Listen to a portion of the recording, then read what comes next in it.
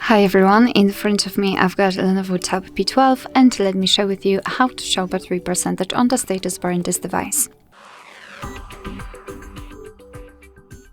So as you can see, I've got the battery percentage applied on the status bar. However, if you've got only the battery indicator, all you have to do is to enter the settings.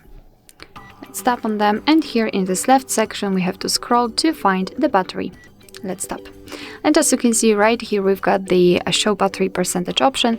Of course, if you've got it turned off, all you have to do is to tap on the switcher and your device will immediately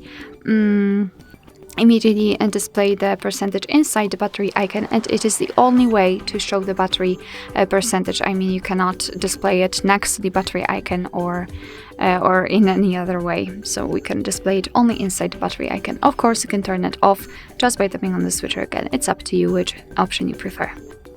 Alright, so that will be all. Thank you so much for watching. I hope that this video was helpful, and if it was, please hit the subscribe button and leave the thumbs up.